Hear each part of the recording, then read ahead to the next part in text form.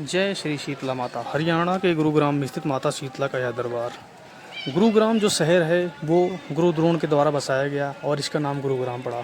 लेकिन अभी यह नाम जो है इतना ज़्यादा मशहूर हो चुका है गुरुग्राम पूरे विश्व भर में, क्योंकि यहाँ पर माता शीतला का एक ऐसा चमत्कारी दरबार है जहाँ पर दर्शन करने पर माता से सारी मनोकामनाएं पूर्ण होती हैं। जिन्हों निरोग की देवी कहा जाता है। यहाँ पर दर्शन करिए, आप कभी बीमार ही नहीं होंगे, आपके बच्चे कभी बीमार ही नहीं होंगे। ऐसी देवी के रूप में इनको पूजा जाता है। जब मैं दरबार में पहुँचा था माता रानी के दरबार में, आप भी देखिए पूरा मंदिर का प्रांगण किस तरीके से हमें देखने को मिलता है और माता रानी के दर्शन करने के साथ साथ में और कई सारी चीज़ें यहाँ पर आपको देखने को मिलती है। माता रानी का प्रांगण आप देखेंगे, जो दीवारें होती हैं चारों तरफ, उस पर 9 देवियों की 8 प्रतिमाएं हैं और 9 प्रतिमाओं में 9वीं जो प्रतिमा होती है माँ दुर्गा के रूप में, उसको माता शीतला के रूप में यहाँ पर दिखाया जाता है। माता शीतला के आप लाइव दर्शन कर सकते हैं वीडियो के साथ साथ में। लेकिन भीड़ इतनी ज़्यादा थी उस समय जब मैं गया हुआ था माता रानी दरबार में कि आप सोच भी नहीं सकते हैं। आप काफ़ी अच्छे से देख सकते हैं। यहाँ पर माइक से बोल रहे थे, पुलिस वाले भाई भी लगे हुए थे, पूरा प्रशासन लगा हुआ था। उसके बावजूद भी ये भीड़ कंट्रोल नहीं हो पा रही थी, क्योंकि माता रानी के दरबार में इतनी ज़्यादा भीड़ थी। लेकिन हाँ, भीड़ के साथ साथ में कोई चीज़ें ऐसी थी कि मतलब आप जाकर आसानी से दर्शन कर सकते हैं। भीड़ तो थी लेकिन आप आसानी से दर्शन करके माता रानी के दरबार से बाहर निकल सकते हैं। मैं भी दर्शन कर लिया था माता रानी का, और यहाँ से दर्शन करके जैसे ही मैं थोड़ा सा आगे बढ़ता हूँ, यहाँ पर हमें शीतला मंत्र का पूरा एक बोर्ड दिखता है। यहाँ पर आप शीतला मंत्र और आरती वगैरह आसानी से पढ़ सकते हैं और माता रानी के दर्शन कर सकते हैं। यहाँ पर फिर आप देखेंगे निशान यात्रा वाले करने वाले माताएँ आपको देखने को मिलेंगी। यहाँ पर हमेशा जो है निशान यात्रा नवरात्रि, बसौड़ा पर्व, शीतला सप्तमी, शीतला अष्टमी, इन सारे समय में निकलता ही रहता है। तो यहाँ पर मैंने दर्शन कर लिया। दर्शन करने के बाद हमें जो प्रसाद में मिला वो प्रसाद में आपको दिखाता हूँ। वो प्रसाद हर किसी को मिलना चाहिए।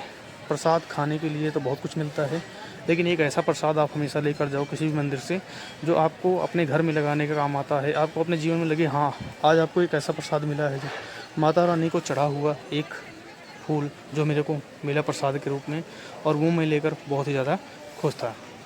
तो मैं माता रानी के दरबार से जब बाहर निकला, ये है वो फूल जो माता रानी को चढ़ा हुआ था, और पंडित जी से रिक्वेस्ट करी तो मेरे को उन्होंने ये फूल की माला दी।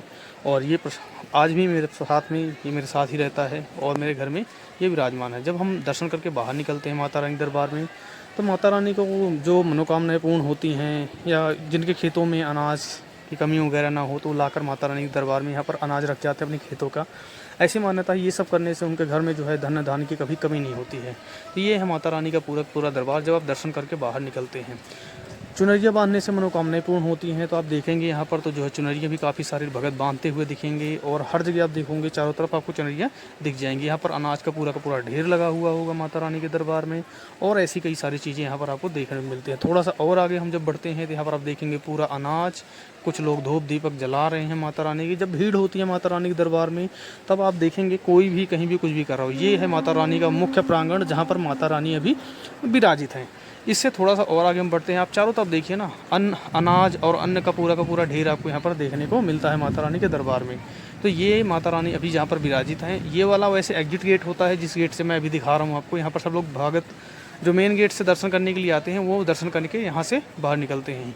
लेकिन जब आप दर्शन करके बाहर निकल आते हैं तो भी इस गेट से आप देखेंगे काफ़ी सारे भगत जो हैं माता रानी की जो मुख्य प्रतिमा होती है उसके दर्शन करने के लिए दोबारा, या मंदिर का प्रांगण देखने के लिए लोग दोबारा इस गेट से प्रवेश कर जाते हैं। लेकिन 2-4-10 कदम चल के ही वो रुक जाते हैं, क्योंकि उधर से आप पूरी की पूरी भीड़ जो है दर्शन करके माता रानी की वापस आ रही होती है। तो ये देखिए, जब मैं दर्शन करने के बाद जब मैं माता रानी के दरबार में दोबारा पहुँचा उस प्रांगण में जहाँ पर माता रानी विराजित हैं, तो यहाँ पर आप देखिए माता रानी दरबार का नज़ारा। चुनरियाँ आप देखिए, लाखों करोड़ों चुनरियाँ ऐसे ही यहाँ पर आपको रखी हुई है। एक खास चीज़ का दर्शन करवाता हूँ, माता रानी की चमत्कारी ज्योत। आप अभी आपको दिखाता हूँ, ये है माता रानी की चमत्कारी ज्योत। आप देखिए, ये जो सामने पंडित जी खड़े हैं उसके बगल में आप देखिए, ये है माता रानी की चमत्कारी ज्योत। कहते हैं माता रानी की चमत्कारी ज्योत उस समय से शुरुआत हुई जब माता रानी का ये मंदिर का निर्माण कार्य शुरू हुआ था।